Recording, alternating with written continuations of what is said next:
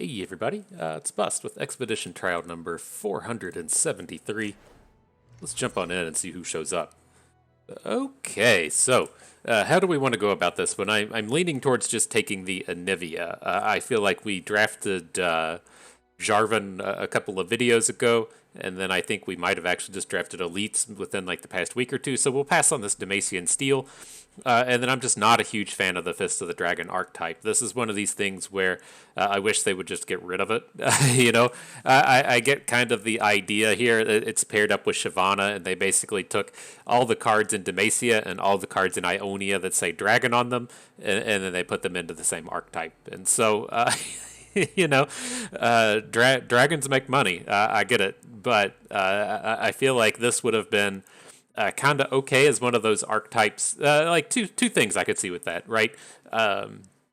When like the set first comes out and you want to give people opportunities to play with the new cards, then it makes sense to have multiple archetypes featuring the new champions, right? So these new sets are about to come out with Galio and Yumi and whoever the other champion will be. Then sure, make two Yumi archetypes, make two Galio archetypes, so everyone gets more opportunities to play with the new cards. And then at some point in the future, maybe you take one of those away. Like I think that would have been kind of interesting here with this Lee Sin, or also.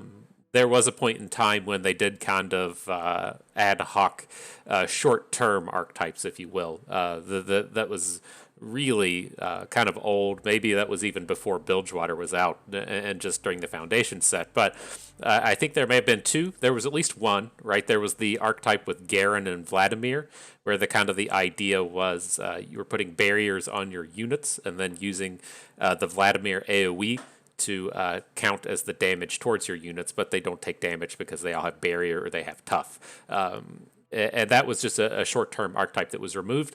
That's the place I kind of feel like Fist of the Dragon should live. It's like, oh man, we're gonna release a new board with a dragon on it, and we're gonna add this thing to Expedition for 2 months, and and then once that hype is over, get rid of it. And so, if you're the intern at Riot watching the video, then feel free to take my ideas and pass them up the chain. as long as we get something positive out of it, I'm cool with it.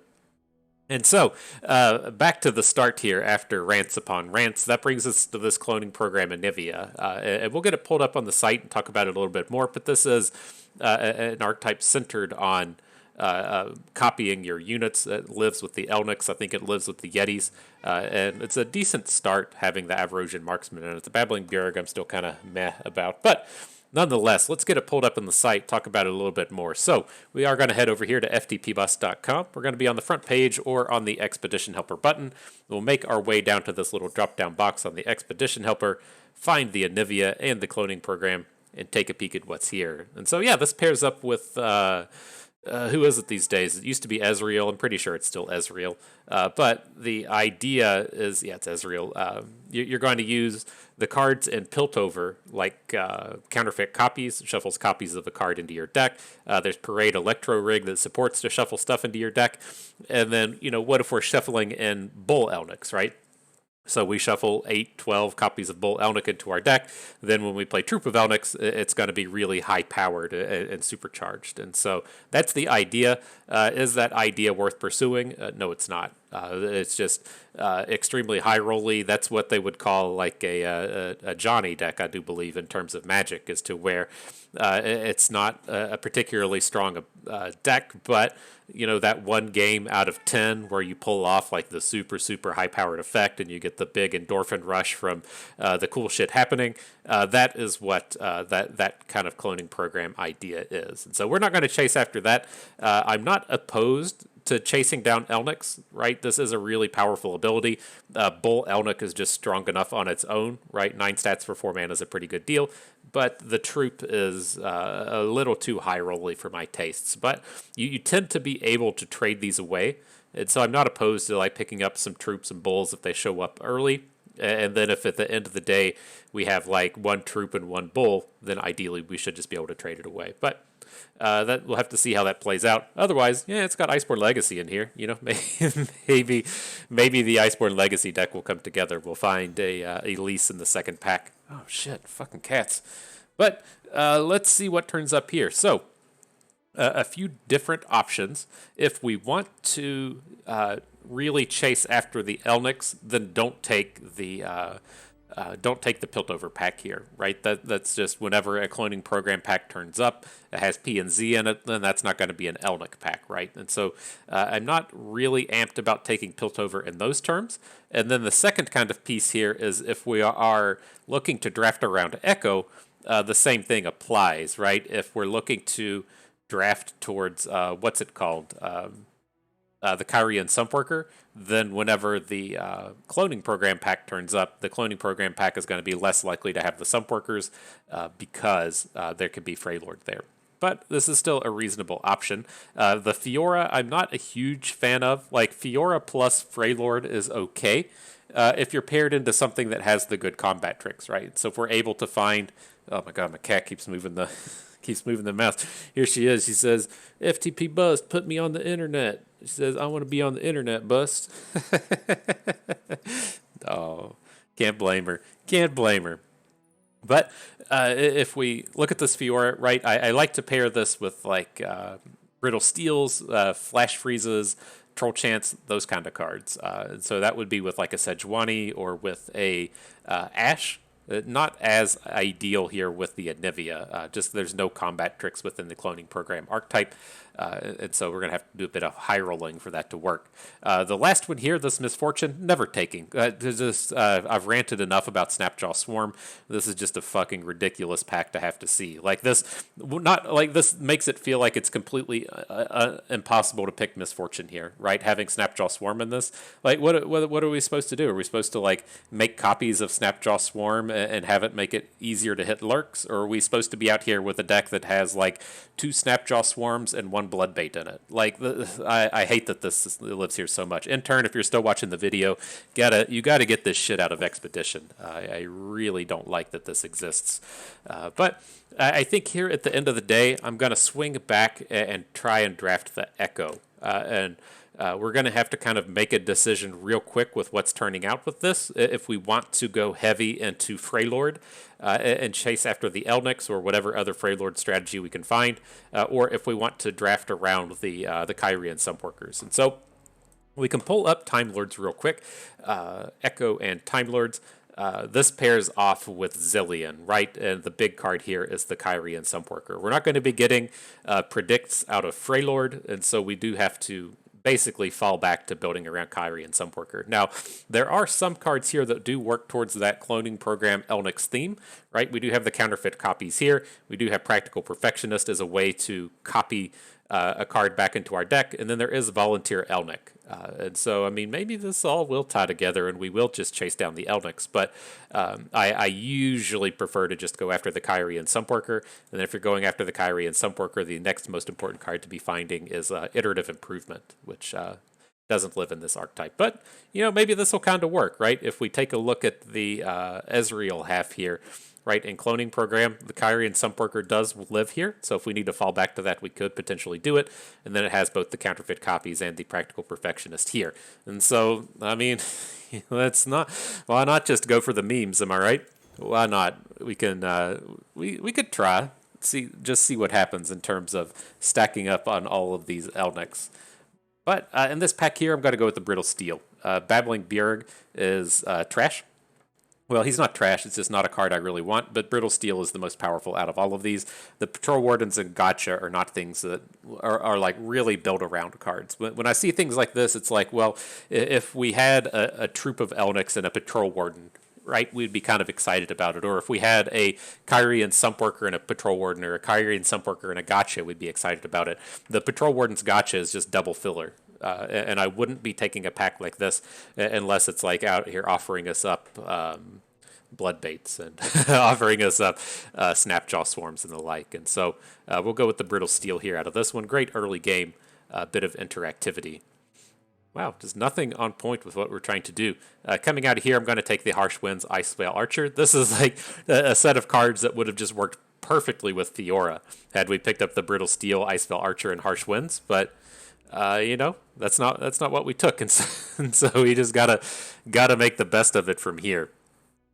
Okay, so I think our deck needs some direction. I'm going to go with the Kyrie and Sunporker out of this. Now, this is a pack as to where objectively Starlit Seer, Icevale Archer are just way better, right? But they aren't helping us get together like a winning and cohesive strategy. Kind of like similar to the previous pack or the pack with the gotcha in it. The difference here is like these cards are like super high quality, right? If Gotcha and Patrol Wardens are like an average of like a 5, then the Frozen Solid or the Icebell Archer Starlet Seer are probably an average of like 7.5. These are just like way stronger cards, but they don't help us build towards anything, right? We aren't building towards Elnix. We aren't building towards Sumpworkers. We aren't building towards Frostbites without Ash. Like there's just not a cohesive strategy here, where the cohesive strategy is with the Sumpworker. And so that's the one I'm looking to add in. Our last chance to jump into another faction in Sharma, we will pass on. We've got another Sumpworker here to the right. Okay, so they're at least starting to turn up. We do need to find more, but we at least got to start towards a strategy. With this one, I'm looking towards the Alpha Wildclaw. As you find yourselves in the Sumpworker deck, you'll kind of run into this issue as to where, say we have like 2 Kyrie and Sumpworkers on the board, they both attack, they AoE our opponent's board, then our opponent is just going to block our non-elusive units with just like anything that's going to die, right? So say we have a 5/5 on the board, our opponent has a 2/2, the 2/2 is most certainly just going to die to our Sumpworker attack, so they'll just throw it in front of anything because it'll prevent the damage. And so it's very tough to get late game cards that will actually deal damage if they don't have Overwhelm. And so that's why I'm particularly interested in the Alpha Wildclaw in this deck, is it's a big bruiser for the late game, where something like, I don't know, like Usgar is just going to be fairly useless in actually dealing damage. Okay, so Sumpworker number 3, that's a very easy take. We'll take these with literally anything, and we'll take every single one that we see. And so just a very easy pick there. Coming out of this one, Rimefang Wolf is kind of interesting, but Mystic Shot's just way too powerful to pass up. Just the premier spell of the format. Coming out of this one, I'm kind of interested in this Rhymetusk Shaman. Like, the Entreat isn't very good, but you can usually trade them away. And I really like having at least one Rhymetusk Shaman in every Freylord deck. Like, these other cards aren't too exciting here. I think this is a pretty good add. All right, with this one, we do have a touch of a decision between, do we want this iterative improvement, or do we want the kind of stacking ability and the Perfectionist? And I'm just going to go with the iterative improvement. This sort of counts as like Sumpworker number 4, not exactly, right? Because if we draw 2 Sumpworkers, then we have 2. But if we have like an iterative improvement in our hand and no Sumpworkers, then it doesn't exactly count, right? It's not helping us get this thing flipped. But it's definitely one of the more important cards that we could be picking up. Here, Avarosian Trapper, Stalking Wolf are pretty good. Don't think we want any of these other ones. We're not doing Puffcat Peddler things. Yeah, I think if we're taking the Stalking Wolf, we probably just want the Trapper. This isn't really like a Troll Chant deck. I'm not going to be upset about having Troll Chants, but typically our Sumpworkers aren't getting into combat. And so I'd rather just have the meaty stats to throw on the board as we attempt to get them going. Y'all want to play for the memes today? The Iceborn Sumpworkers? They don't need it. I'll go ahead and throw that out there, but let's do it. Let's do it. I like it. Why not just, pile on some win more right on top of these Sumpworkers. Nice. Okay, so what are we going to do with this one? I really like having pack mentality in a lot of decks, but this isn't one of them, right? If we're building up to having this big board full of like Yetis and Bull Eldix and Troop of Eldix and stuff like that, then the pack mentality is great. You have 40 stats on the board to your opponent's 20, but you're attacking into a bunch of hapless aristocrats. You're not dealing any damage. But if you have that 40 stats on board and you pack mentality, then you're just crushing right through those hapless aristocrats. Not a problem our deck here really has, and so I think we can let that go. I'm looking just mainly towards the Ruthless Raider here. Maybe it's a mistake to pass on a gotcha, but the problem with this is like the Unscarred Reaver is just so bad. All right, well, I guess we will stick ourselves with this Time Lord's pack. And a trade, Sumpworker. Easy. All right. And so, you all know what time it is. We do have to go and turn something premium. So, let's take a peek at what is available. Select on the old commons, Freylord, and P and Z. And I don't think we're going to run into any commons today. Let's see. Come on, spells. Save the day for me. Save my pocketbook. Not today. All right, so going into the rares. Fallen Feline, we just traded out. Rimefang Wolf, we didn't take. We didn't see any Volunteer Elniks. Like, the entire Elnik thing just didn't happen. Oh, man. What we got? What do we got here? Nothing. We got a big load of nothing. Don't have counterfeit copies. Ooh, we do have an Entreat. Is that going to be the one? Did we also take Harsh Winds? I think we took a Harsh Winds. I'll go with that for this draft. Let me double check before we take off. I thought we took one. Okay, nice. We can at least upgrade a good card today. So here it is. Ash thanks us. Our sacrifice has been accepted, and she will approve of this the next time we draft Ash. And so, yeah, not like a lot of the stuff that we were talking about in the like pre-draft analysis phase didn't really come to fruition. We didn't see any of the Elniks, which I don't feel like I'm upset about, but you do have to come up with like something to do. Like we've really kind of like touched on that concept in the past few videos, drafting around Tristana and having these decks with no direction, or decks that have maybe like 3 or 4 cards towards one theme or 3 or 4 cards towards another theme. That's why early on there, like we passed on that Starlit Seer Frostbite kind of pack, and while we're passing on Patrol Warden's Gotcha kind of packs, you just got to have like some kind of cohesive strategy that your deck's working toward, and why we really snapped on the Sump Worker as soon as it turned up. And oh boy, this is the start, right? This is how you do it. You get the double Sump Worker with the Iceborn Legacy. And so, the big thing that you have to watch out for yourself with these Sump Worker decks is that you don't actually get them aced. This is kind of tough. I usually don't recommend just running these out on 2, because it's easy for opponent to come out and interact with this thing. Right, you usually want to find the space to be dropping this as to where, it's our opponent's attack token. They've already attacked. They've already spent their mana. And then we play the Sump Worker at the end of their turn. And then starting on our turn, when we have the initiative, we play the second Sump Worker. But now that we've drawn the third one, I feel fairly safe just dropping this other one. I'm going to go ahead and put this one down while we have the chance. And see where this goes from here. Going to take a big hit. We could play Brittle Steel onto the Blade Squire, but it is just going to die next turn. I don't think we'll have too much trouble outracing him with the double Sump Workers. So the other question is, can we ever just like Iceborn Legacy instead? I don't think we want to, and so yeah, let's just hold on to the Brittle Steel here. So we'll skip this one. We're going to get the second Posse down. Posse will kill this guy. It'll kill Gift Giver. It's going to take the Saga Seeker to 3 health, but we're realistically never going to be able to Brittle Steel him.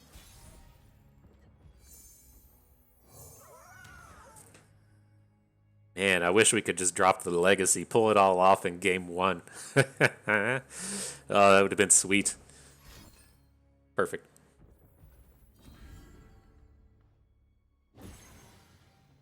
So we come in for 10 damage here. If he doesn't come up with some way to be interactive, then we'll lethal him on our next attack.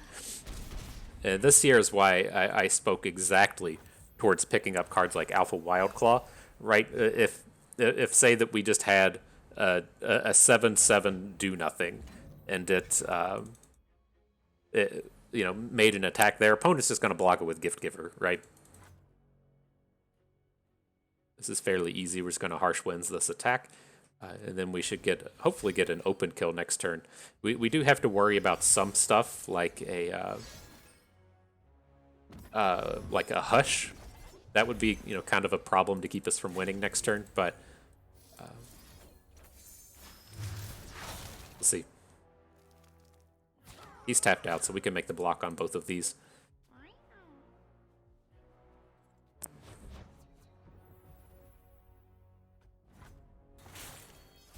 So do we want to go for it, right? The other option we have is in the Alpha Wildclaw. Okay.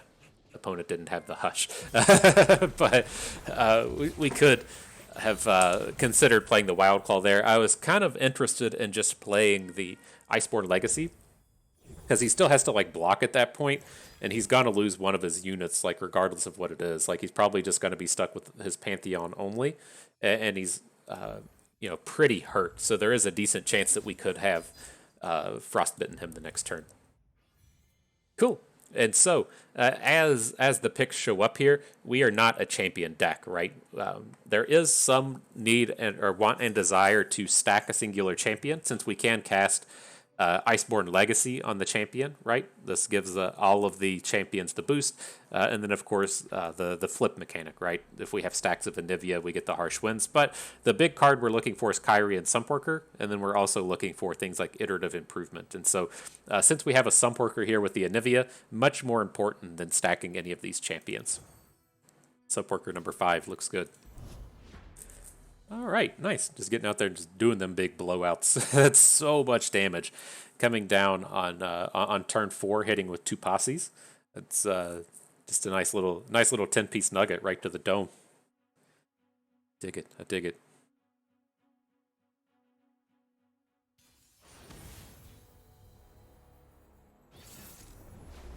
Okay. The old Enlightenment plus Targon. The Enlightenment people trying to get 10 mana. With a hand like this, like I'm tempted to throw away the Stalking Wolf, given that we have so many Sumpworkers at this point, but it is pretty disastrous if we take a full mulligan and then just don't have any cards to play. So I will at least hang on to the Stalking Wolf to make sure we have some interactivity, and then get rid of everything else and look for Sumpworkers. Found one along with a Mystic Shot, pretty nice.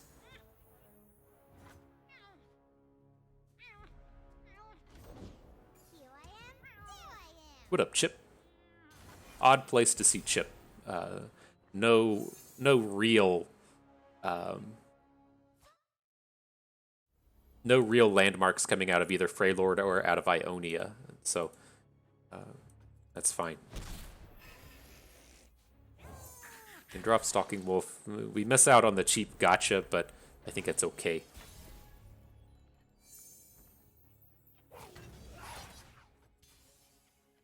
Take down Chip while we can. We're not in a real hurry here.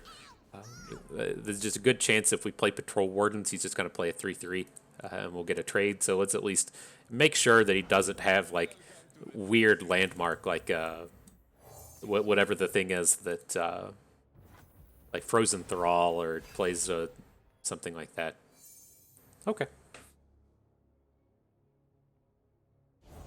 We got all the burn in the world.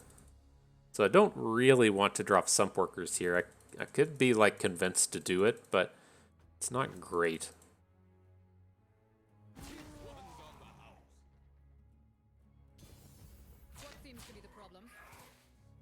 Where you at, Brittle Steel?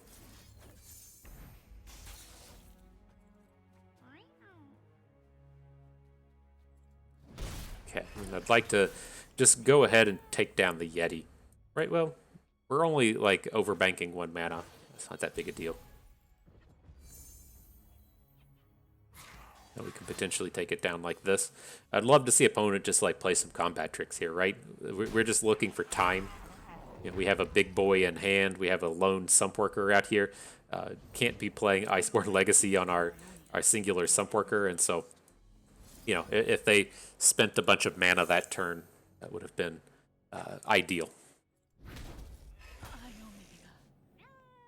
Okay, and then with our opponent at 20, I think we want to play the Aftershock in place of the Gotcha, right? We did have, you know, a nice burn package in hand now, but we're pretty far away from that being relevant.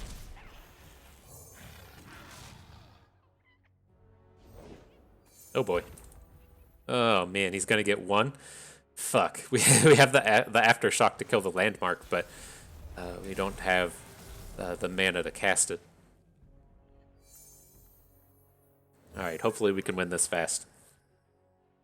We can still Aftershock this, but I'm curious if we can't just like win the game before these champions are relevant. Right, we're going to hit for, assuming we get to drop the other Sumpworker, we're going to hit for 5 guaranteed. The Alpha Wild Claw, something may happen to, but flipped Fiora is not that scary. She doesn't come down with 2 ticks on her just because she's already flipped. So that's kind of okay. We'll look to cast Aftershock or something after the fact here. But this is like where we have to really decide if we want to Aftershock the Howling Abyss or if we want to Aftershock his face. Because I think like we're going to make this attack. If we're not going to hit the Howling Abyss, then I want to play the Iceborn Legacy now. Right? We want to boost the Posse, so we have the opportunity to perhaps deal 4 damage with the Legacy instead of just 2. Comes in with a Flash Freeze.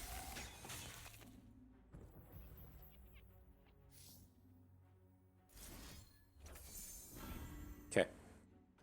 We're going all in on the damage. There's not like a ton of really scary champions that he can hit here, and I think that there's like a decent chance that the game is just over next turn.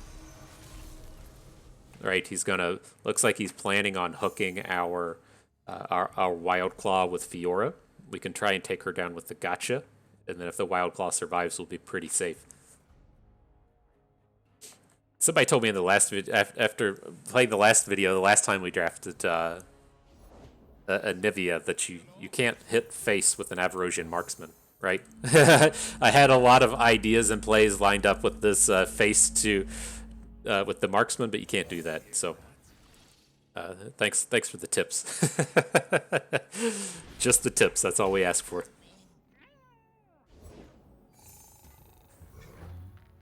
Okay.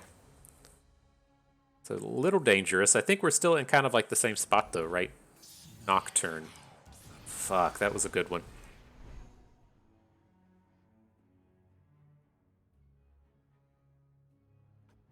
Okay.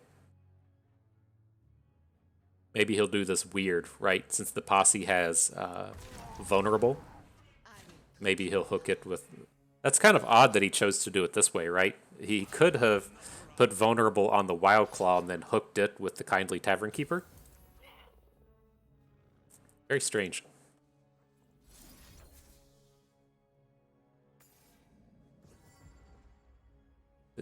Definitely starting to regret not popping this Howling Abyss.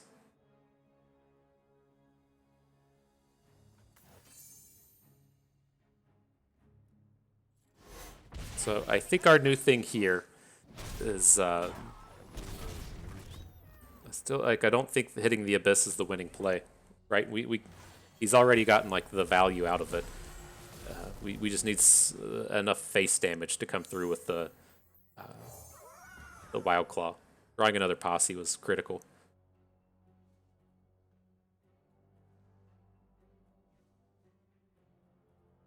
So this would be like 7.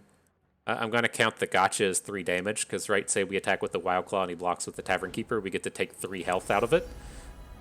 And so we're at least hitting for 7, 10, 13. The Moondreamer was pretty good from an opponent. But, I mean, it seems kind of ideal if he's added another level 2 champion to his hand and chooses to play Moondreamer. Oh, fuck, Nocturne's shredding our team. Ugh.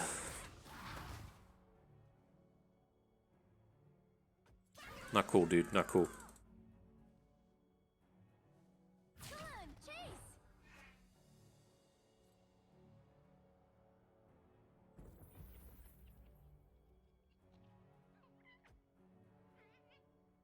Where does this take him to 9? Okay. My new thing to do here is I'm just going to Gotcha Nocturne. Get him off the board. We can still just win on our next attack with the Posse plus Aftershock. Assuming we get that far. Assuming. Renekton.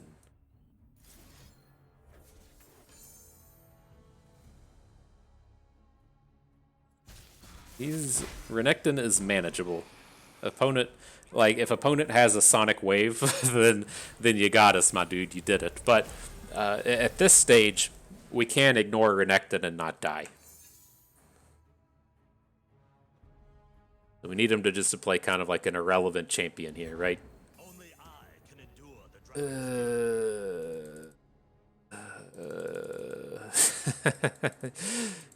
Gotta make some noises. What are the chances that he can give Lisa and barrier? I think we just have to go for this now. This is bad. It's like, I guess he's technically ignorable, but if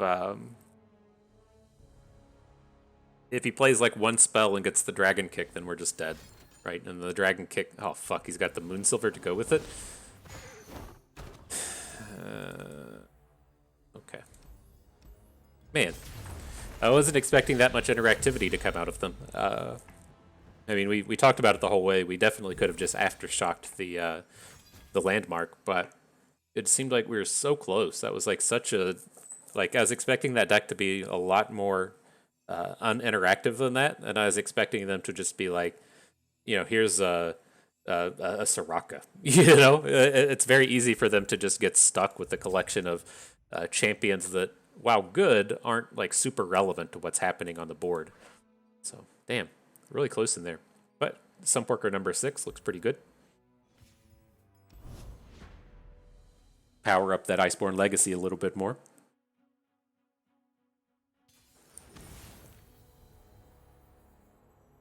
I think with the 6th Sunporker, it kind of pushes beyond meme status and turns into kind of a real thing when we have this many. Ugh, this hand sucks. Both of those hands sucked.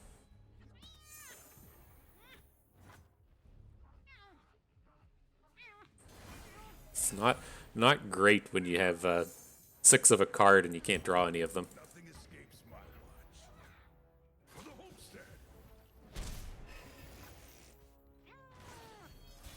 Okay, so marksman, sure. I was gonna say I'm looking to just worker away the entreat, see if we can't cycle that into another worker or something, but just passing. Just an overbank of 1 if we got him right. If we just choose to not attack for the getcha factor, so that's not a huge deal.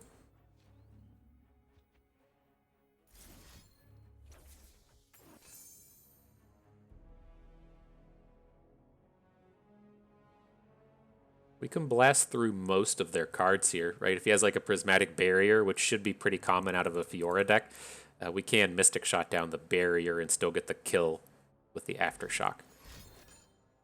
Kill through a Troll Chant as well.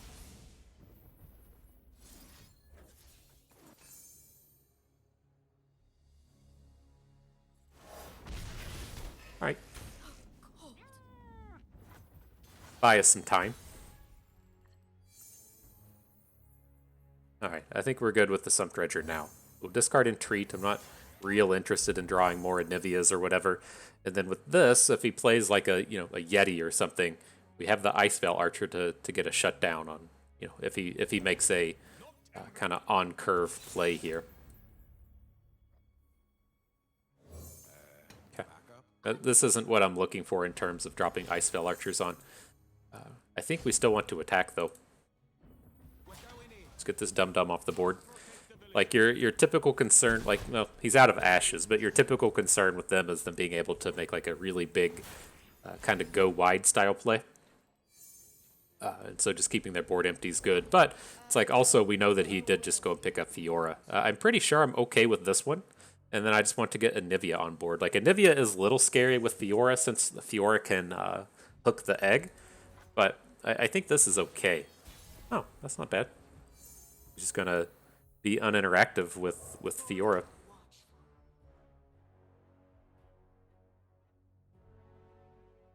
And the Anivia will pop all the barriers, so you can't block protect Fiora when she's on board.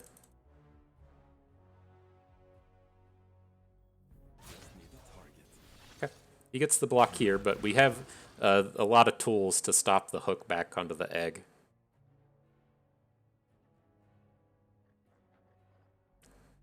And I'm pretty confident that you can't iterative improvement the egg. It still counts as a champion, even though it's not a champion on board.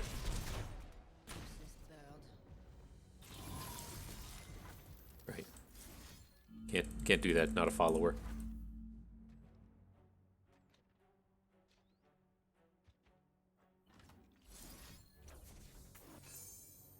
Go ahead and try to pop this while the getting's good.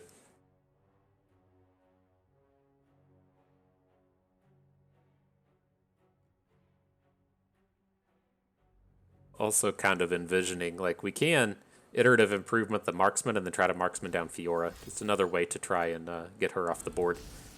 But this is good. You know, if we can get rid of some of their combat tricks before the hook onto the egg happens, then that's a win to me. Interesting. Now, maybe we don't want to iterative improvement now that we can improve the sump worker. This depends on what opponent does here.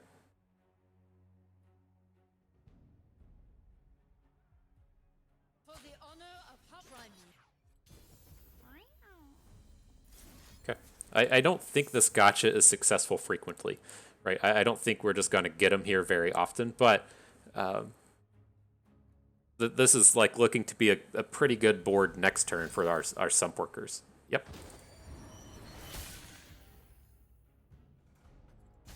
Well, less good now that Fiora will have 2 health instead of 1, but that's the idea.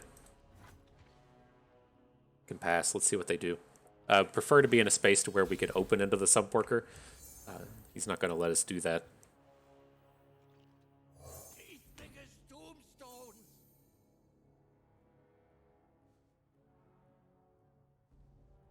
Not like too much to be worried about. They don't have like too many AoEs out of these decks, but ew, it's kind of gross. And we got a bunch of frostbites, but big old boy is big. I did the mathematics on him. Big old boy is big. But we get to go for a lethal here. I don't think it happens too frequently, but we get to go for it. Drops a shatter. Why would you shatter the dredger? I'm boozled.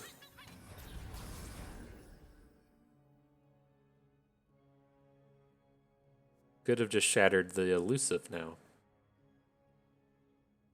Why?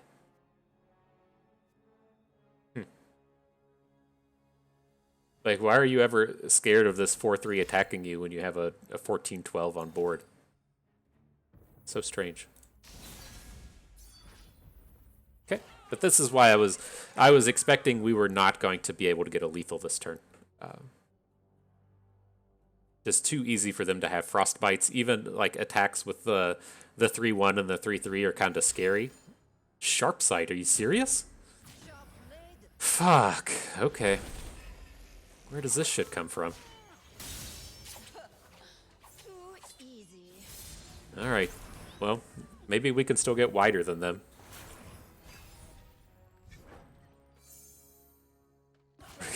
We're gonna get the surprise Iceborn Legacy. That's what this one's gonna be about. It's gonna be sweet.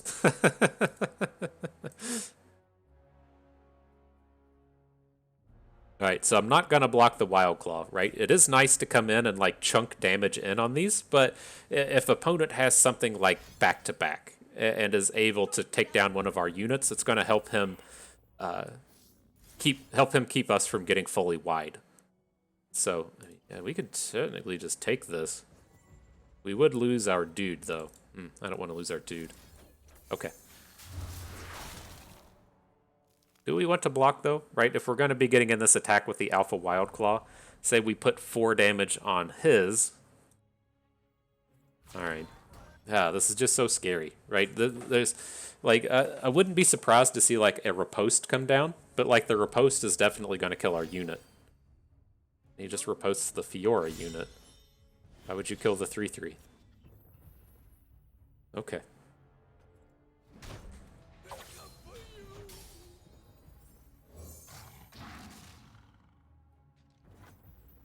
Fiora's at 3 of 4. Little scary. That's why he did it with the Fiora. I guess that makes sense. Okay, so do we want to get an investigator? The thing that scares me with this board is like, what if opponent has single combat, right? Single combat's not lethal yet, but it's fairly close. If we add the insightful investigator, we do have like good potential draws, but it does cancel our ability to play the Iceborn Legacy. We'll go with this. Pick up a Stalking Wolf or whatever, it's still kind of good. Oh, we picked up the Posse. Perfect. Perfect. Okay. So the at least the big thing with this attack is we want the Posse to be on the left. Right? We definitely want this to hit before Fiora can get involved, but then we also want to attack with all of our units. So if his play is Brittle Steel, then we can still win the game. We just don't want this Fiora like getting reposted and then OTKing us before we're able to get a kill in. So the Posse can't be blocked by Fiora, so we can't get a Fiora OTK against it.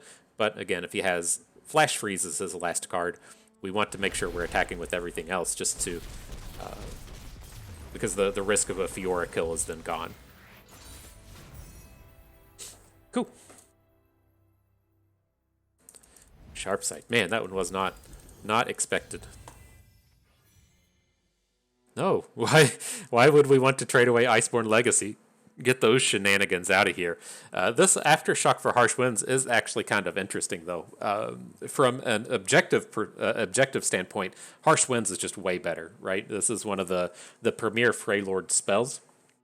So many blowouts are because of Harsh Winds, just one of the really high-powered, expensive things you can be playing. But we do find ourselves in this space to where combat isn't as relevant because we're so deep in on the sump workers, and being able to go burn with the Aftershock is probably better than the Harsh Winds frequently, right? The thing with the Harsh Winds is we're like that game as to where we just need it to prevent one gigantic attack, but it's not good in the terms of and a lot of these Freylord decks where you're attacking with a bunch of big boys and your opponent is like playing Noxus and they get to block, your 4/5 regenerate overwhelm with like a 5/1 or a 5/2, and you just get to kind of like pick and choose your cleanups.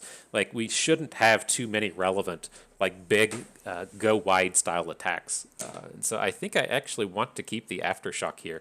I guess we do have 3 copies of it, which is kind of a lot, but I'm going to hang on to that. Then I want the Marksman over the Shredder. That last one's an easy skip. Yeah. Aftershock making us do the whole the whole thinkum goods.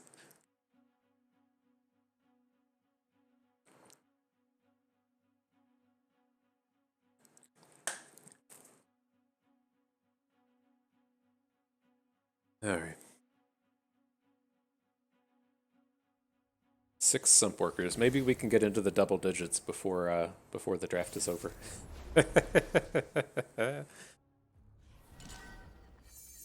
All right, so we got 1 sump worker.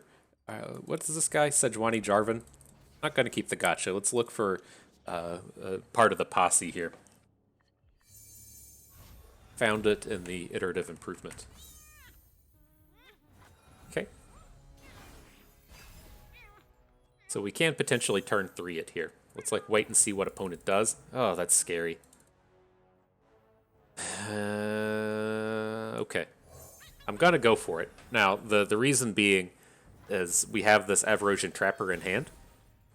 And if something goes wrong here, then we would be able to just like switch to the Trapper plan. Now we just naturally drew another one. I'm going to keep the mana. We could have like played the iterative improvement and this would be a 5 attacker. But we... I think I want to be able to spend some of this mana next turn, potentially. Probably not. I mean, like, realistically, we're just going to iterative improvement the posse and then hit for 11. But we have the options if we need to Ice Spell Archer, Aftershock, or whatever. Okay. He doesn't open. We do have the Archer for the Protege. Man, this this would have been a space where the improvement would have been the definite win over the natural unit, given that the posse couldn't take it down.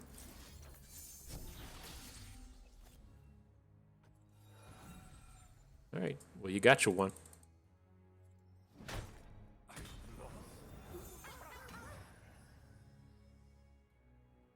Now let's see if our gotcha works here. Probably should.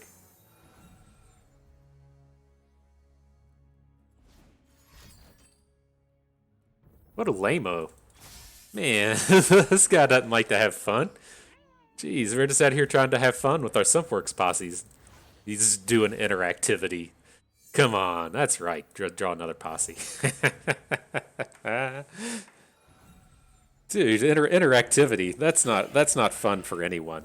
Look at this. Let's get another one.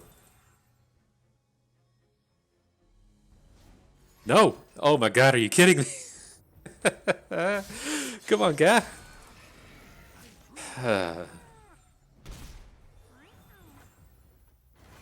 You're just out here trying to have fun. This dude's like, fuck you, I'm just gonna I'm just gonna kill all your stuff. But what do we do here? We only have one unit that the Babbling Beard can draw, right? It can only draw the Alpha Wildclaw, because we did just draw our one copy of Enraged Yeti. And so it's kind of awkward.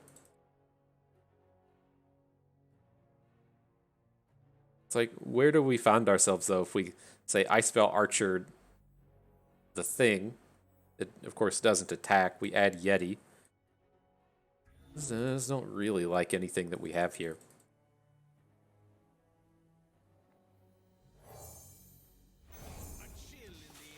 It's just like, if once we start, like, dropping our stuff, he's just going to get good blocks on everything. Right, if we come in and add the Enraged now, the Alpha Wildclaw just gets good blocks on it. But we did just draw Sumpworks Posse, so I'm ready to have fun again. Boom. That was the idea with this here now, is you can put the Enraged Yeti attack into the Wildclaw, because the Posse AoEs. Alright, did we finally get past all the fucking single combats? Are we there?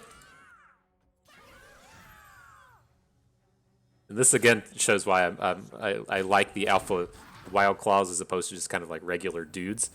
For, you know, killing off his Alpha Wildclaw here, you could technically just throw that in front of Enraged Yeti and have a, you know, fantastic block for something that was just going to die anyways. I think this is okay. Go ahead and try to bomb this.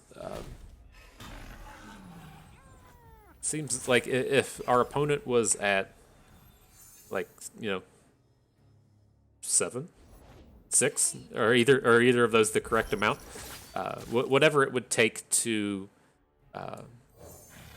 burn him out, I think that would be fine. Now I kind of want it back. But I mean, this should be the space to where he blocks our Alpha Wildclaw, and we can drop a gotcha here. We hit Ekko. All right, let's play him. Time Trick is a pretty powerful draw here. And I think if opponent just plays like a giant dude, we're looking pretty good. The scary card out of a space like this would be a Harsh Winds. Oh fuck, Captain Eureka? I hate that card so much. Okay.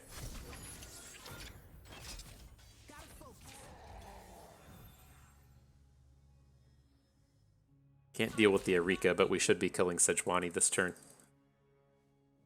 Fuck, well, we'll kill her next turn so we can Time Trick.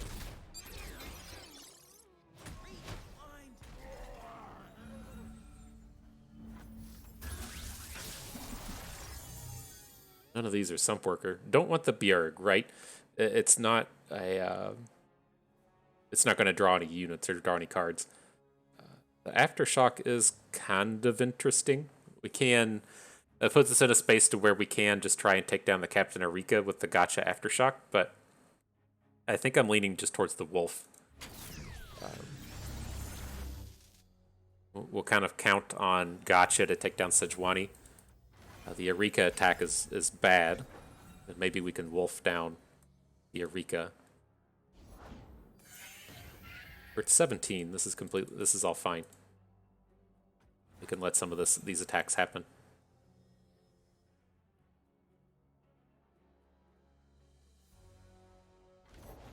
For the honor of my house. Now that I stop and think about it a little bit, I do want the Stalking Wolf on the board.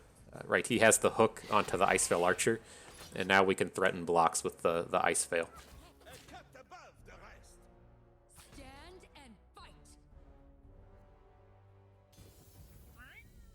Why would he ever attack with Sejuani here? That would be an Iceborn Legacy.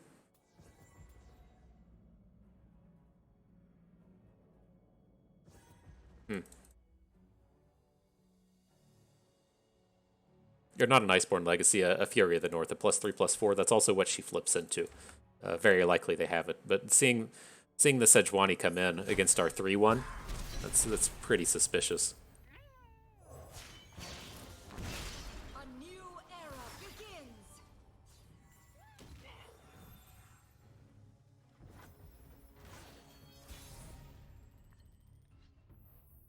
And don't have any 2s. I bring the storm. Okay.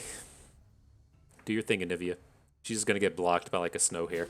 Oh, he is gonna drop the Fury of the North, huh? That's danger right there. Like, what do you... Does he really have ways to kill an Anivia egg? That doesn't seem super likely. He's just gonna block it with the hair, yeah.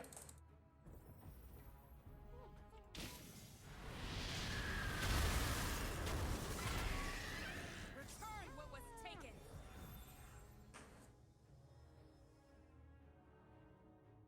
And now, do we want to just go ahead and try to gotcha Captain Erika so we get back our Alpha Wildclaw?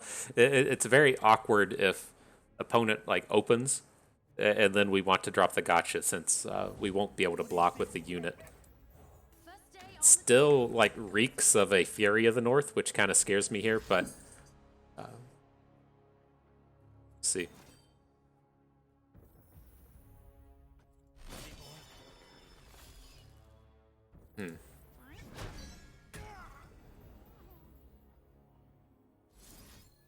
Oh, he's going to make a scout attack on us. Let's see what you're about. All right, yeah, let's try and get it back. Still think we're going to... Oh, no Fury of the North. Nice.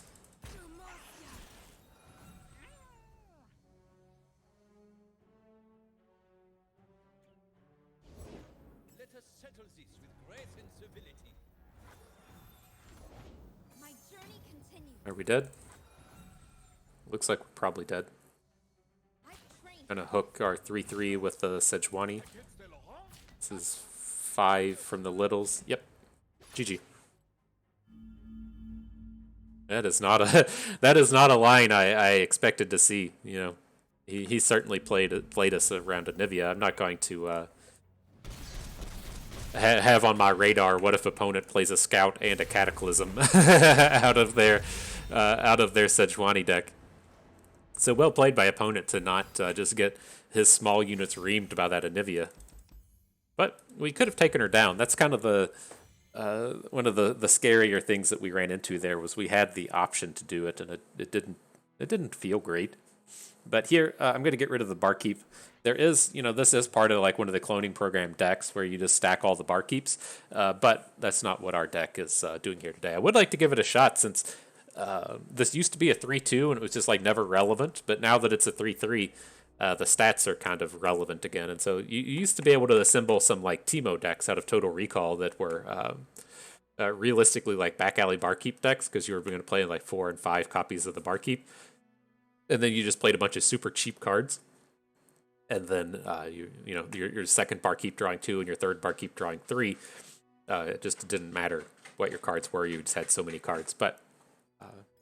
Not the deck for us today. We'll pick up the shared spoils here. Well played, opponent. You don't like to have fun, I'll give you that, but you were able to take us down there at the end. That's the bane of this deck, though. These Sumpworker decks are super polarized as to where the matchups to where your opponents can't do anything, where they're just like putting units on the board. those decks tend to just get annihilated by this. Like elusives really struggles with it. Every flavor of elusives. Things like elites don't deal with it too well if it's kind of like the classic elites where they just have a bunch of stats, whereas the more modern style elites, if you will, with the honored lords, can deal with it just fine. But it's like a sharp curve of if your opponent is able to interact with your sump workers, and then the win rate they'll have against your deck.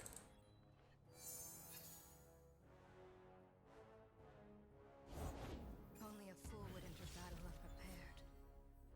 All right, let's just pass. We'll let him go ahead and make his attack real quick, and then I was like, I wonder if he'll drop another 1-drop or something that we can try and take advantage of with the sump workers. He played one. I think he'll still block the Spacey Sketcher if he attacks with it, just because if he has like a Hush, then this is kind of problematic. Then this unit's just going to get swapped out anyways.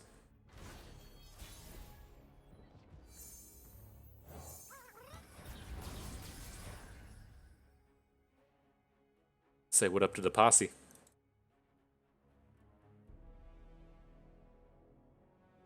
Do we actually attack if he just passes here with his 3 mana up? I think we do. Right? He can't actually kill the Posse through a Hush, because the 1 damage will kill his 2 attack unit. So we don't have to worry about Hush this turn. Okay.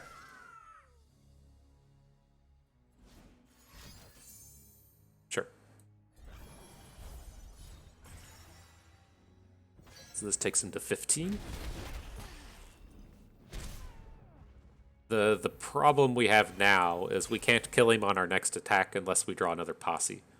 And so we might need to consider playing some different units here. I'd feel like really good this turn if we could play like literally any 2-drop in the world plus the Posse so that we could just stomp some damage in front of this Saga Seeker. But that's not really the world we live in here. But the new question is, like, do we want to try and get any of these other dum-dums on board? Right? We have a couple of options. We can play the Posse and then just open next turn. Or we can be mana efficient to where we say, play a Practical and Perfectionist this turn. I think this is the way we're going to go. I'm going to play the Perfectionist this turn. See if we can't find another Posse. Right, because the Posse would just win the game for us.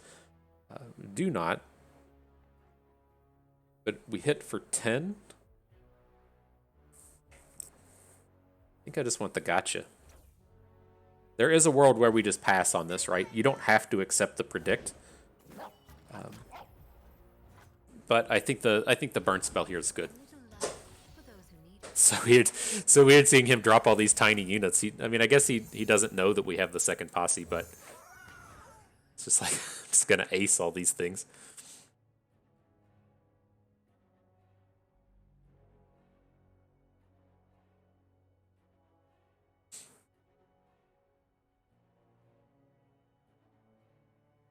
But again, this is why the ground-based units without Overwhelm, not that impressive. So if we drop the Trapper and the Patrol Wardens and shit and attack, he's just throwing these essentially already dead units in front of them.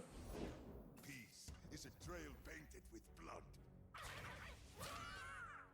Now, this is where it's kind of interesting in that, does he have like a combat trick here? I mean, probably. But this is a space to where we could potentially gotcha out this Saga Seeker. I think we're going to do this, because he did play the other Saga Seeker.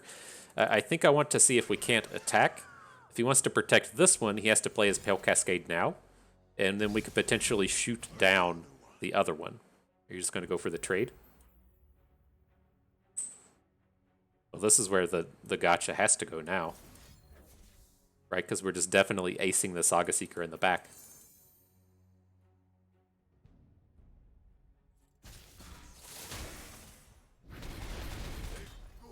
Rip. Alright, cool.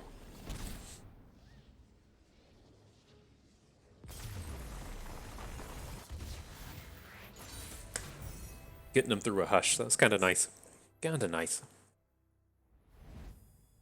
But as we were talking about the polarity of things, those decks, the Pantheon decks, tend to not be able to interact with you. They can pick up Sparkle Flies, right?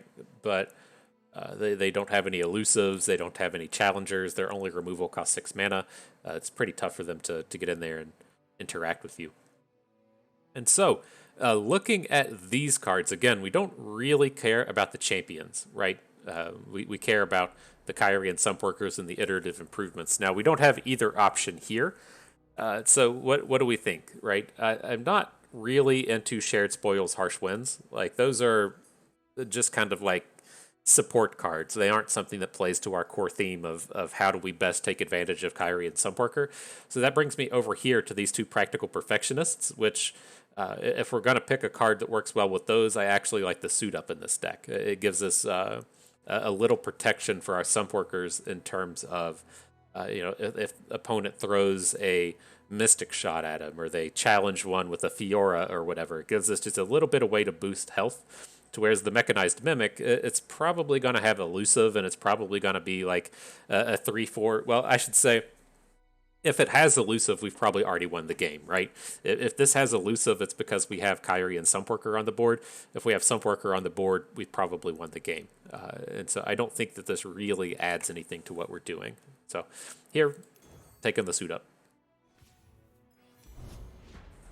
Cool. Man, I really want like a nice choice Iceborn Legacy just to get the memes going, get the picture taken. It'd feel pretty good. Alrighty, same deal though. We got one. Let's look for a friend. Didn't find it. Did get the Iceborn Legacy though.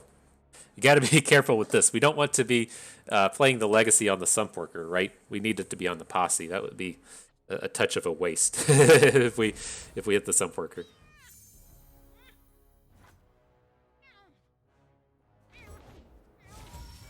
Okay, and this is weird. It's the Slayers, right? You got Kindred Nasus, that's the Slayers team. Then they have Demacia cards in here. It wouldn't surprise me if they had like a Garen, but it is kind of odd when they don't. Now this is where it's like little scary. He would have to play like a unit plus an exhaust. I don't think he has it here. I think that this is going to be a safe enough Sumpworker, but this is a scary play against Shurima.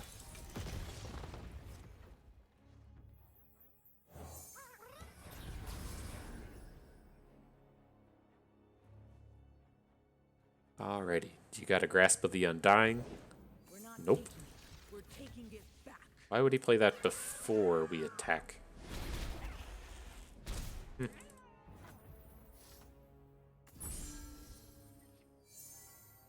What up, Posse?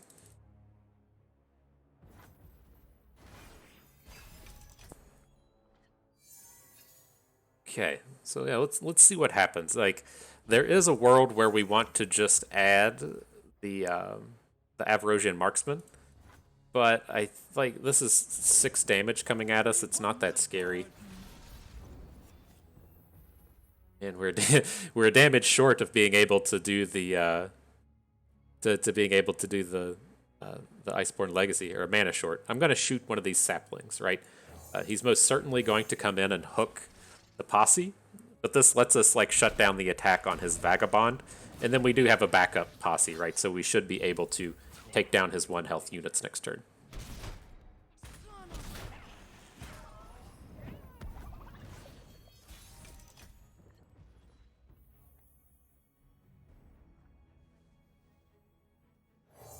Let's do this. I'm going to set the trap, right? We're going to start with the Trapper here, see if he won't add something else to the board. Now we can get the Posse going. That was definitely a mistake, right? We should have played the Stalking Wolf.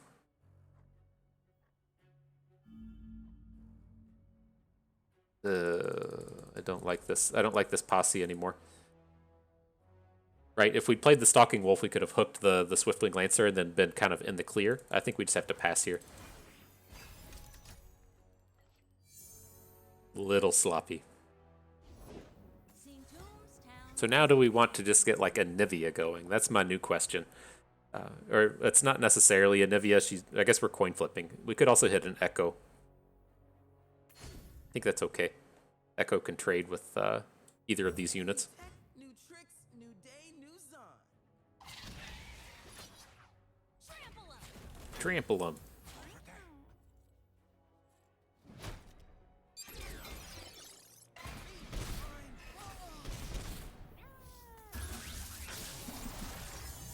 Posse. No, if you say it enough times, it should just happen, right? That's the way it should be. All right, well, let's fix it this time. We'll play the wolf first, and then we'll follow up with the posse after.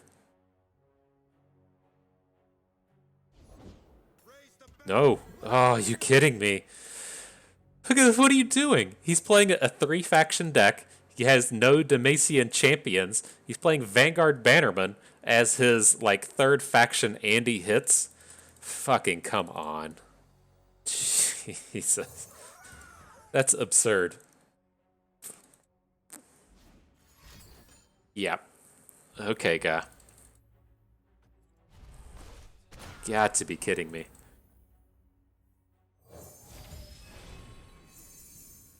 We've missed again. I don't really want to shuffle in more Bjergs. I don't think we want to shuffle in any of these. I mean, drawing the Alpha Wildclaw is kind of okay. We're kind of at this stage of the game where we just need big boys. I guess that's fine. Fuck, what a joke. Fucking...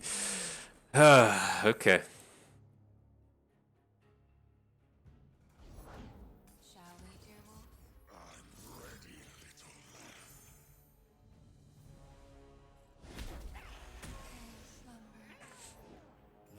Guru Sentinel. Okay.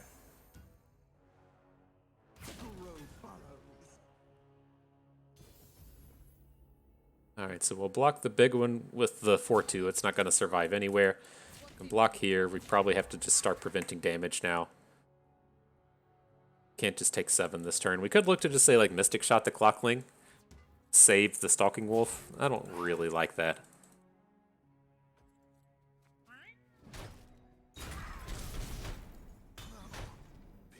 This feels like we're going to get killed by Atrocity now.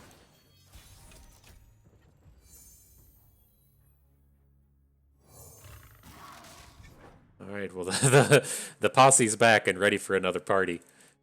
Oh, absurdity. Far as the eye can see. See what way he has to kill this one. It's not, like, surprising that this guy's able to kill them. I'm really just salty about that, that play with the Bannerman.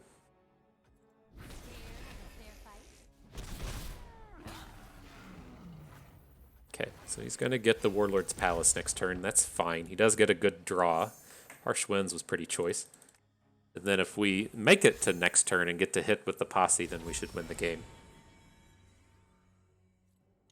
Get to drop the Iceborn Legacy on it. Light is a lure in the dark.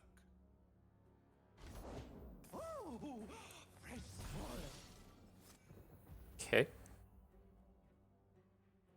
He's going to get hooks on both of our units. We shouldn't die here.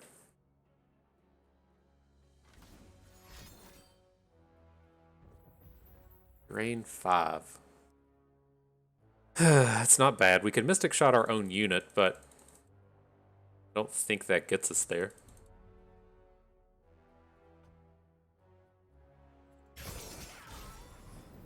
Okay.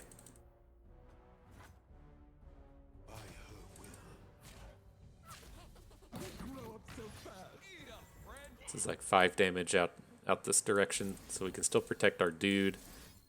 Here's a Harsh Winds. Fell to 2.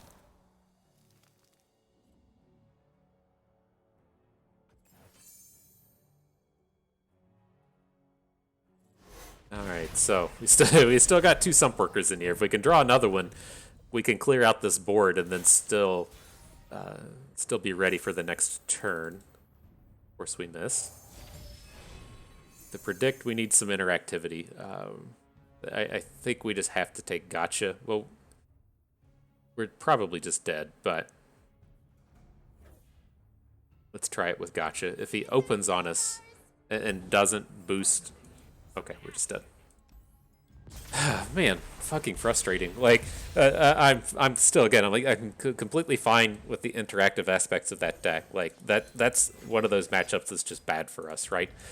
We get 2-for-1 right off the start with our Posse, then they just have loads of removal. That aspect I'm completely fine of. But that is the most frustrating shit that you'll ever see when they're playing 3 factions, which is just shit from the start.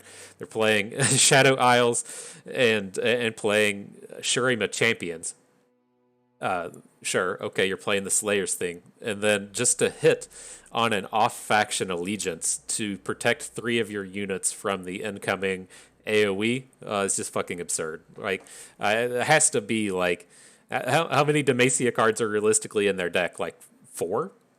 And so, like, one of them is the Bannerman. It has to be like a 5% chance for what is 100% a bad deck building decision, and also 100% just, that's fucking frustrating. But we'll move past it. We'll move beyond it. We've only been lucky once in our life, and so I guess the guy spent his one unit of luck on that play.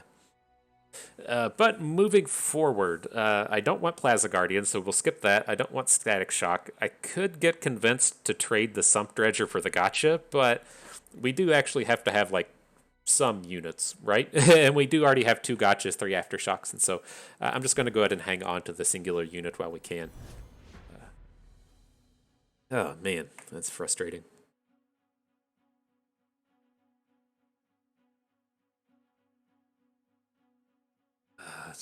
I don't know. I'm shell shocked on that one. That's just fucking absurd.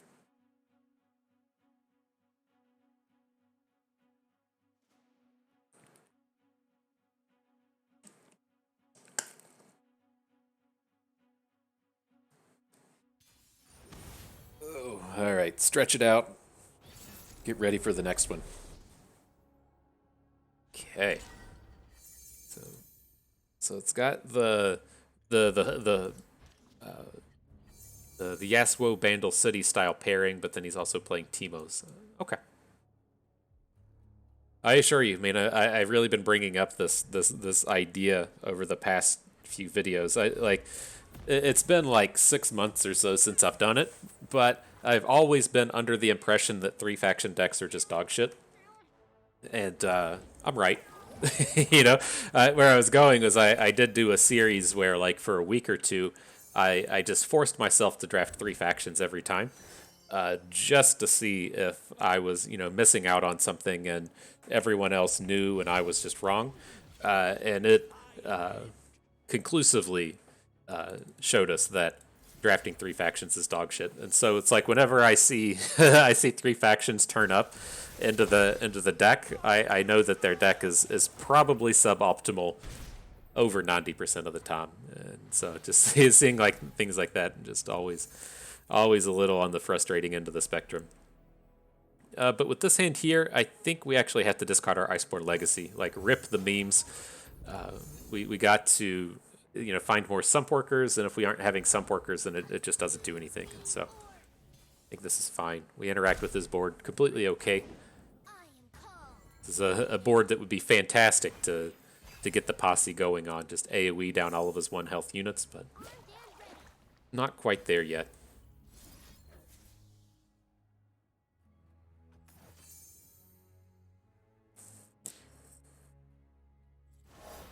So now my new question is, are we willing to drop a sump worker this turn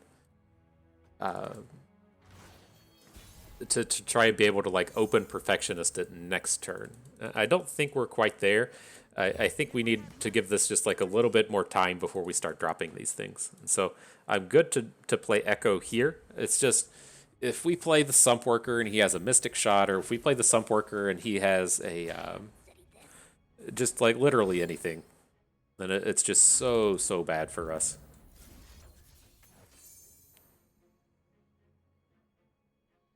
So we lose out on the time trick this way, but unless he has another card, this should be getting us a juicy 2-for-1. I'd say that's still pretty juicy.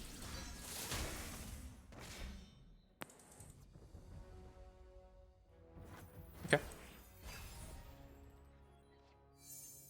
now we're in a better position to start getting these sump workers going. He doesn't have, as appealing of a board, but it's there.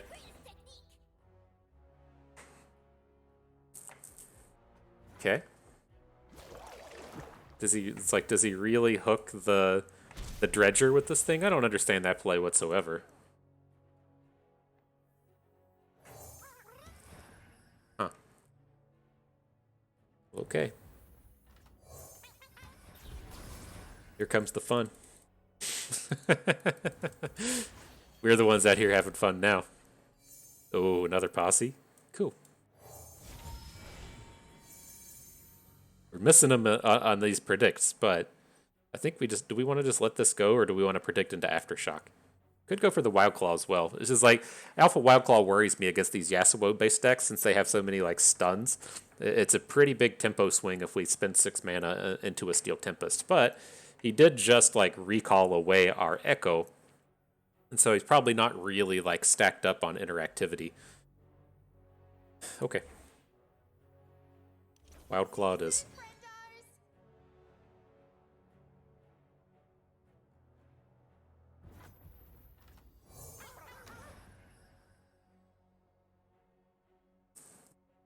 And he's just not playing. I think, like, the majority of the time this just means he has a handful of tiny units, more so than it means he's got a handful of combat tricks. And I'm not even really worried about any of the combat tricks he could have in the face of our posses here. So I think this is okay. Yeah, Quicken, sure. We blast in for 8 combat damage, 2 sump worker damages. I think we should just be in a pretty good spot now. I want the Aftershock instead of the Wild Claw, but if he did have the interactivity there, it would have been a bit of a problem.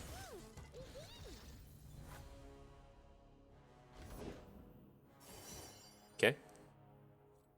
Is this where we have to start worrying about, like, group shots?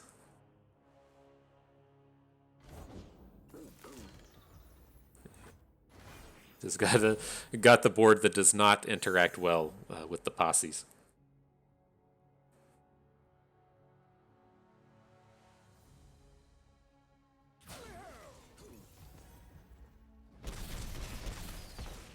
Okay, just not dealing with that stuff.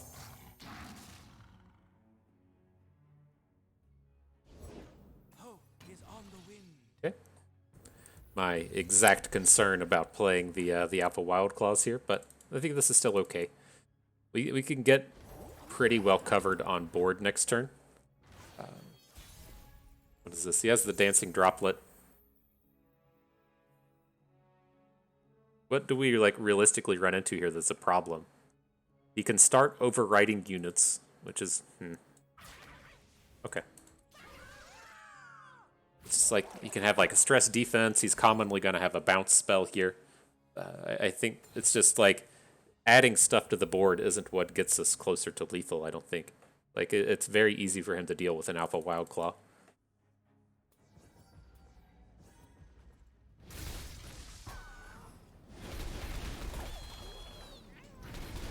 But now he is just down to 1 unit now, though. Makes the crack back a little less intimidating. So we'll add Ekko. I'm going to add Babbling Bjerg just to get another dude on board. Sure. And then we should just be, like, ridiculously safe next turn because we have the Harsh Winds.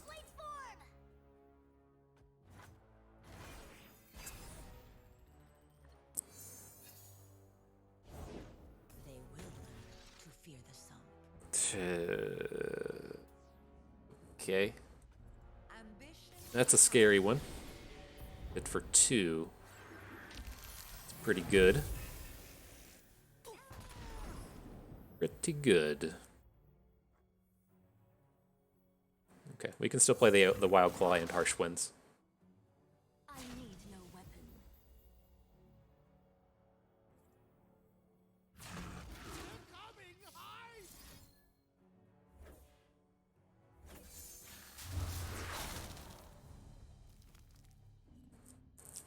No, we want it to be like this, right? That was a little sloppy. Just make sure Karina has a big stack of damage on her so that when we come in with the overwhelms, we have a better shot.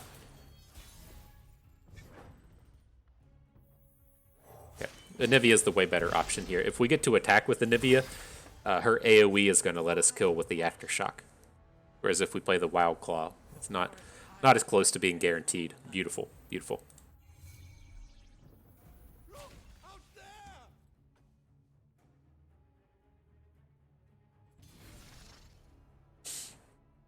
Be gone.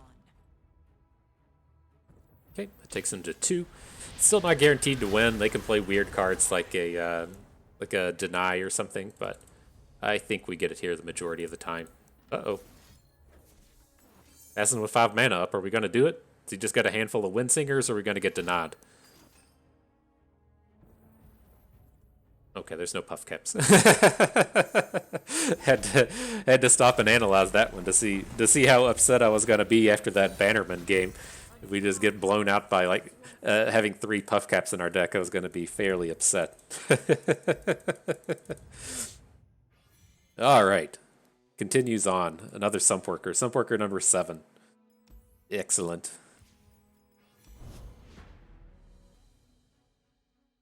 Oof.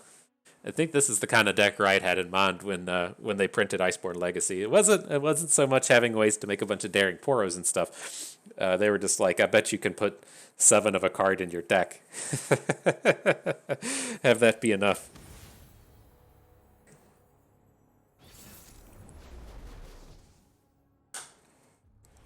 Alrighty, so Mono Ionia with Lisa and Zed Karma. I think we have to hang on to the Mystic Shot here. We do struggle if they have Zed. And so I want to make sure we have a Zed answer here in the early game. And otherwise, we'll search for the Posse.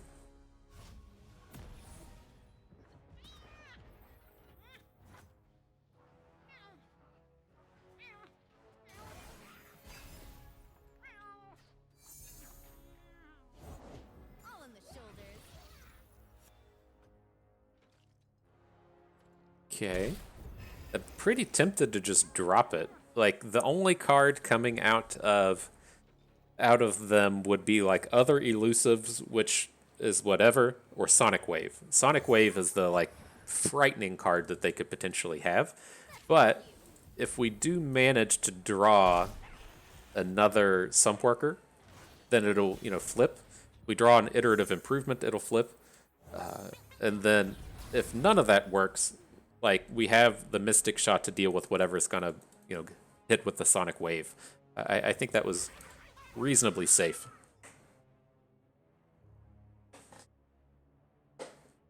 Then it's not luck when we do that. We had 6 copies of it in our deck.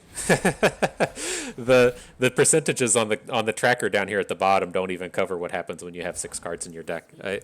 It should be like a 25% chance to draw it or so.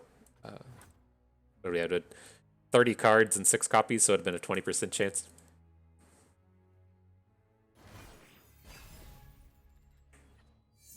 And another one. Welcome.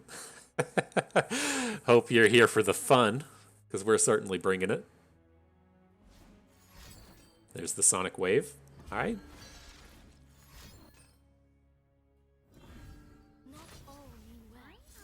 Of course, we'll lead in with the gotcha. If we get to follow up with the second Posse, that would be quite nice.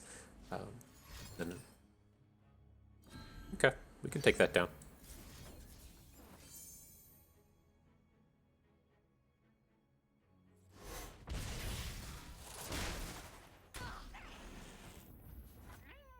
Sweet. Oh man, this is lethal. Oh man, let's get him. Play something irrelevant. Ah, Concussive Palm. Boo.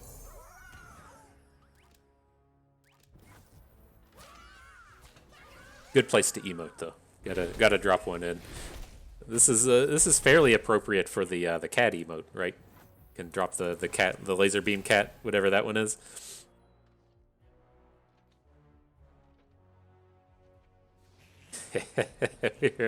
We are about to drop Anivia on the board for the 4th AoE as well. Nice. But that did like play out completely how I expected. Like everything I called out that could happen against Mono Ionia came to fruition there, and I'm glad we were able to navigate through that. And so, with these, not real interested in any of these trades. I could see getting rid of an Aftershock, but I kind of like having the two, not trading the Legacy, and then Icy Yeti's pretty meh. So let's skip over that one. All right. But yeah, the Sonic Wave, that was their only interactivity. We were ready for it. With the way that one shaped up, even if that Sonic Wave landed, I think we still would have been okay. Okay, I'm gonna guess this is Fishbones. This should be like the really one-drop heavy deck coming at us. I think this was probably if he starts with the Fishbones Jinx, picks up Quinn as his second champion, and then drafts Misfortunes the rest of the way. So I'm gonna get rid of everything here. We just need to be cheap and on board. Like Fishbones, it should come down to if we're able to get a Posse, right? We tend to be able to kill all of their units with these things. And he leads out with the 1. Kind of makes sense. I'm going to go ahead, in contrast to the last game, I'm going to go ahead and play the gotcha now so that we can come out here and try and spend all of our mana. Getting that on the cheap is pretty important. The weak don't deserve mercy. Did we take that? Did we not gotcha his unit in combat? Did I just really take the damage and then gotcha after? Fuck me. Okay. I guess we did. And we draw the Posse. It's okay. It's okay. This will sequence out just fine.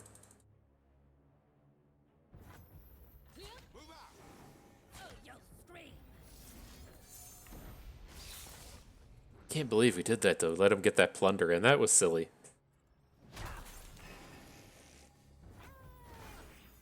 But I'm not perfect. Like this? Von Yip is a little scary. We have to start playing units though. I was going to say, like, the very often and you know, probably pretty commonly, that's just going to be a double trouble. But we're in kind of a bind if we pass there. What seems to be the problem? So we get domed for a ton. Fall to 10. I think we're going to be just a little bit too slow.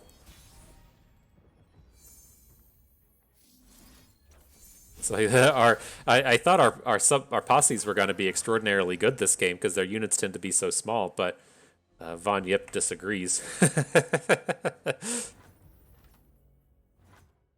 Okay, that's tough. That's tough. I just passed.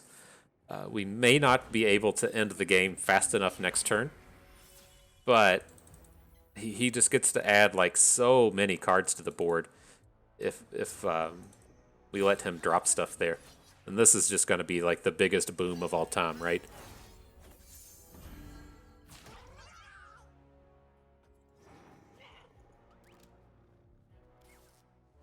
No, no more cards. I emoted. God. Fine, dude. That was going to be the sweetest, though, right? That was lining up to be pretty awesome.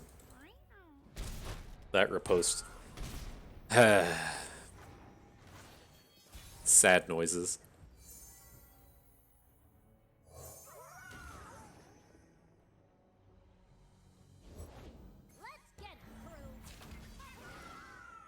Yeah, just out here making the coolest plays in the world, dropping the Iceborn legacies, and he has the stuff to be not fun about it. Too bad. Alright, we could stop his lethal here if he plays another unit, we're done. Alright. Boo! Man, I'm curious how that would have played out if we'd just risked it like we did the game before, where you dropped the dude first. But here, let's take up the interactivity. Entreat's not a card that we really want. Man, right? If we managed to get that Play the Posse on 2 and then just immediately draw it and drop it on 3. But that was tough. Like, I thought we were going to be okay there. I thought that game was going to come down to whether or not we could just get the Posse on and get all the AoEs going, but the Von Yip is just the perfect counter for what we were doing there. And so I liked our strategy. It just didn't pan out.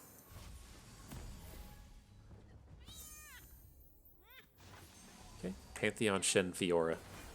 Let's see if this has any amount of interactivity to it or not. Seeing the Pantheon to the left makes me think this will be kind of a base Pantheon boost our units kind of deck. But we'll see. Here comes the fun.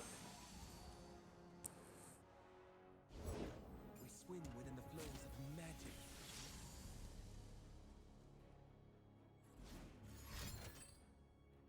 Dude, not cool. Pull them down. Not cool.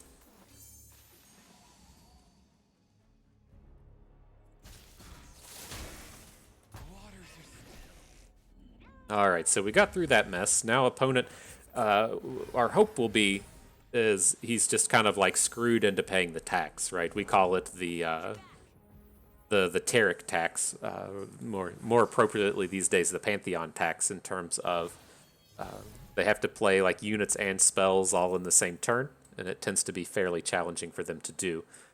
Here, I think we want to go back to the Stalking Wolf kind of play, so I think I'm going to discard the Trapper to the Sump Dredger, and then I'm going to follow up with the Stalking Wolf. Not anymore because we drew Iterative Improvement, but that was the idea for that turn. Feels like we might be about to be getting reamed by a single combat here, but we'll see. We'll see if he's just holding back his units to avoid the AoE, or if he's going to try and drop single combats onto our Posse. But if he doesn't play any cards here, we do get to attack with the Sump Dredger, right? If his idea is to play a Hush, like if he's going to Hush and block something, then we want to get our Dredger in as well.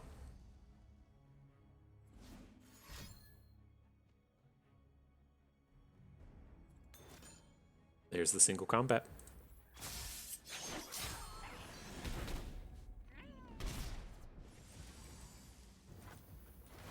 And then he just banks 5. Interesting.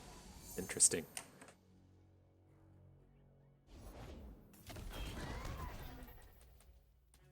Can't do much about a Screeching Dragon. Let's just pass. He's most certainly going to attack with it.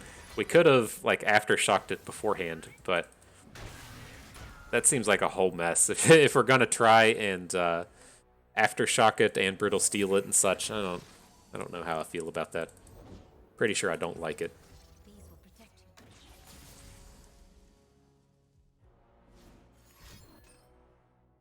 Sapphire, gem of our divine patron.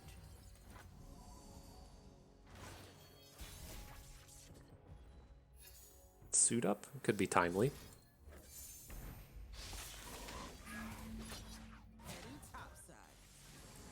I don't think this is like successful like all the time with this wolf, but this should be the kind of space where we get to just drain a bunch of cards out of his hand. Like he should be ignoring the combats to the right. Oh, we just win. That's nice. That's pretty choice. Parallel Convergence. Start a free attack with an ephemeral copy of each ally.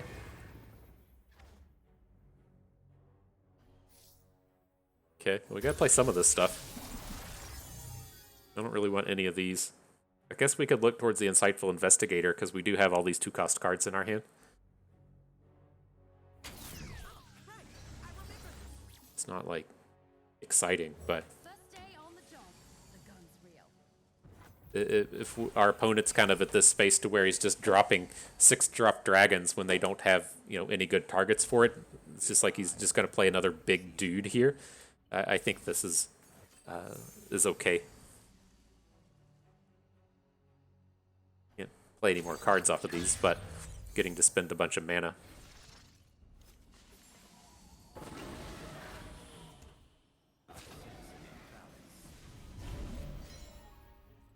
So how much do we even care about dropping flash freezes on this board? We're pretty healthy. So it makes me want to block Shen. So it doesn't seem spectacular.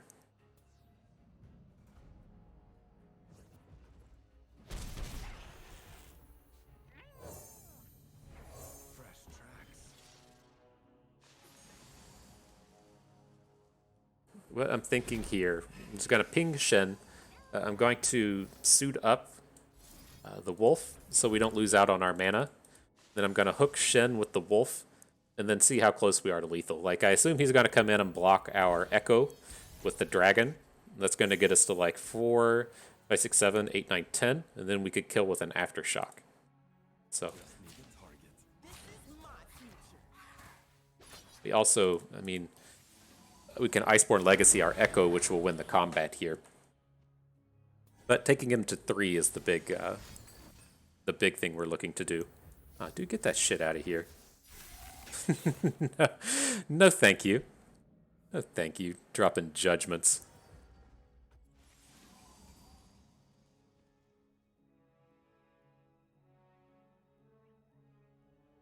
It's like somebody's trying to be lame.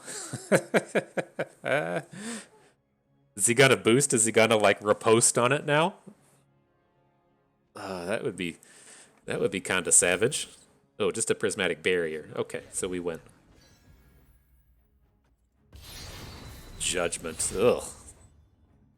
Do not approve, my friend. Do not approve.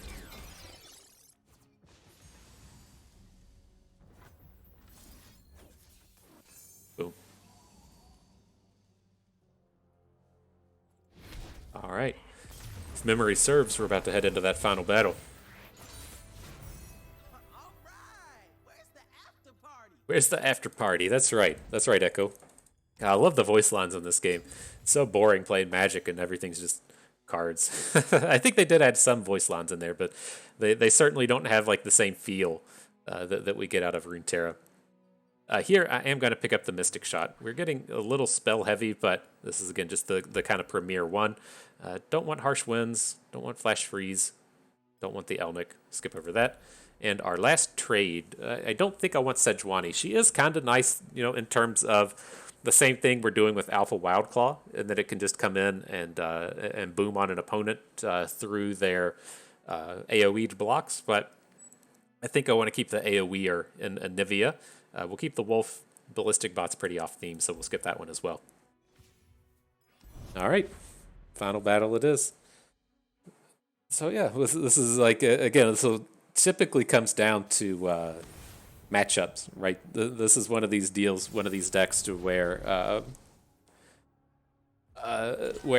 lot of matchups may be, you know, your good matchups might be like 55-45, and your great matchups are like 60-40. This is just like a bunch of 80-20 matchups playing decks like this, and so I have to worry about it a little bit. Against like Action Riven, they should have a bunch of challenger style cards, which is kind of scary, but we have a lot of blow up potential here. Right, we're going to drop a Sump Worker. We're going to drop double Sump Worker next turn. That could be enough to just kill everything. Oh my god, we've drawn so many. Oh my gosh. This is it. This is where the stuff is. Ah, that's so bad. Fucking lame-o. From the highest of the highs to the lowest of lows. That's where you're bringing us today, Bunsy.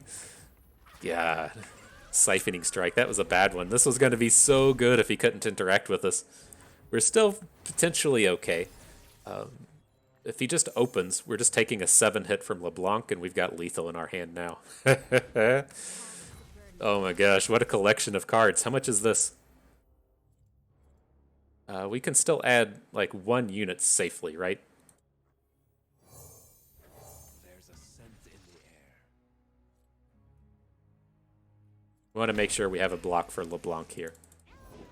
Sharpen the blade, secure the kill. No thank you. Let's go ahead and get this one out. We technically just need like 3 posses next turn, right? Do we have 6 mana? Yeah.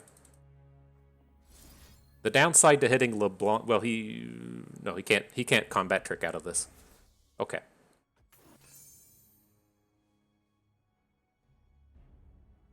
Right, his combat trick out of that would be Sharpened Resolve. That costs 3 mana, not 2. He hits Overwhelm Fragment. Okay. There won't be a warning shot. Alright. Call your shot, stop the video, take the poll.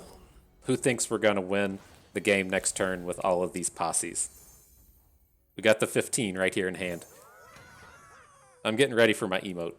Hang on, let's see what he drops. Fuck, are you kidding me? This dude, people like to have fun.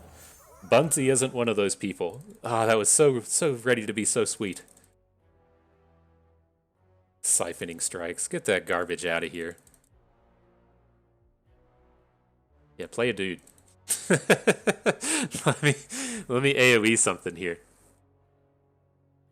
Oh my god. Double Siphoning Strikes. It's not their only way to reach across. They can play like that that five attack strike kind of thing, but man, this was gonna be so cool. This dude. Cold, I'm hungry, and there's rocks in me boots. I'm sorry, who are you? Alright, so let's try this again. no more posses. Alright. We got one left in our deck still.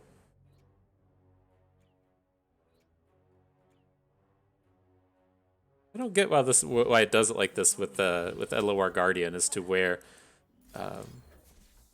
if you highlight the card, it doesn't load, but if you click the card, then it brings the picture up for you. Weird. But feel a lot better now. I mean, if his line here is to try and hit Challenger, then we're good. If he has some kind of way to kill one of these posses, we still have the lethal lined up. He's got to have a way to get both of them.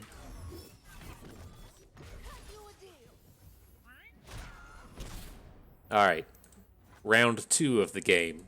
Who thinks we're going to be able to just win? And we draw another posse? Is it too dangerous? Like, what does... I'm just going to play it just so we see how many of them we have.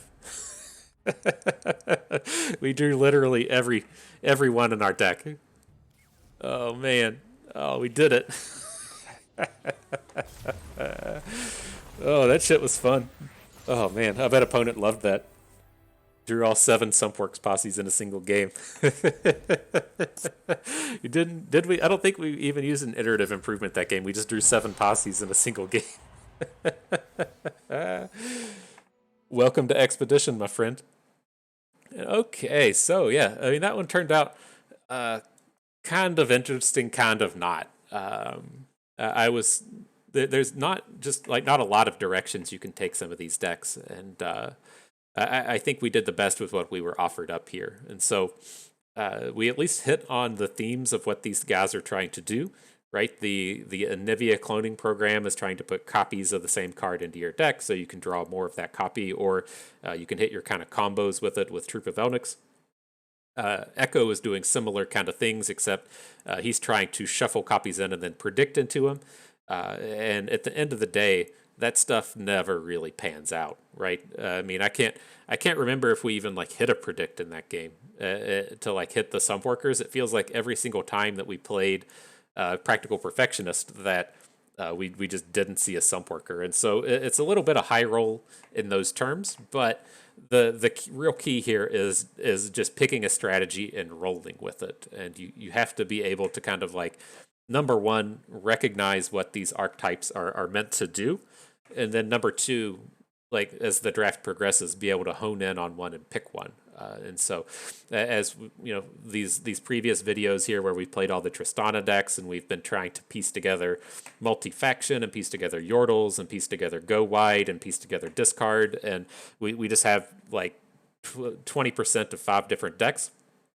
You can't do that with these, right? You can't land on a deck that has like 2 Sumpworkers and then like 2 Bull Elnix and 1 Troop and then like a handful of predicts. Like, that shit just doesn't work. And so that's why I was really speaking out at like pick pick 3 and pick 4 and pick 5. Like, we have to find something that just gives us some direction, and then chase it down from there. And so that's why that some of these picks we were just passing on. I know that there were like the 2 picks that we talked about specifically, where there was the one that was the Gotcha and the Patrol Wardens, and there was another one that was Starlit Seer and Icevale Archer. I think kind of like all tying that together and like realizing the decks that you should be drafting based on your archetypes. That's not Flash Freeze, right? You could look to do some kind of strategy to where you're piecing together Flash Freezes and then backdooring into Ash. But that's a bit of a high roll, right? And so I wanted to like specifically call out why we weren't trying to take all of those Flash Freezes, because you either need to be in an Ash deck or you need to be in a deck with a bunch of challengers in it, and that's not what we were doing, and what we were skipping on drafting there, right? We're either drafting Elnix or we're drafting Sumpworkers, and then the first taste of Sumpworker we got was here at pick 5, and it's just like, okay, we're in, right? We have to just take all of these that we see, and then they started to turn up in numbers. But I think that is, like the real key thing to be kind of taking away from some of these is just picking a strategy and going with it. I think it's even safe if you're kind of like new to Expedition or new to drafting, or even if you're experienced. The thing I like to do when the new cards come out is just pick a strategy and roll with it. It looks like, say, Galio's coming out and trying to do stuff with a lot of toughness. Just draft all the cards that give toughness and put the tip in and see what it feels like and see what cards work and what doesn't. You're probably going to go out there and lose some games, but you get a better idea and understanding of what you're trying to pull off and what the archetypes can do. And that's why I liked calling out those cards that were just generic or they were off theme with what we were trying to do, and that really kind of paid off as we picked a strategy and got to go with it. And that's why, I don't want to like hate on these people too much drafting 3 faction decks, but that's why I shit on them so hard, is they don't have any kind of like cohesive strategy to them. And even if you can assemble like good cards decks, I just don't think the good cards decks are as good as the ones that have a strategy and a theme and can work together well. Like if that Vanguard Bannerman guy had just dropped like a like Cytheria on us, then like fine. But I don't know. I don't know if like what cards you're collecting that are willing to make you go so far off theme. I just don't think it works out often enough to pay off. But hey, we got there in the end. We got our nice little 7 winner. I think this trial was a nice 7 and 7. Yeah, check that out. Look at all those 7s coming in for the 14s. So we'll click on these rewards, soak them in, and enjoy it, because that's all we got, and that is going to do it for us today. And so I hope everyone enjoyed the trial. You took note of the legacy, right? Write it down in your yearbook. The year of the Kyrie and Sumpworker, the Iceborn legacy. Maybe you learned a thing or two along the way. Had a good time watching. This is Bust, and we thank you for being here.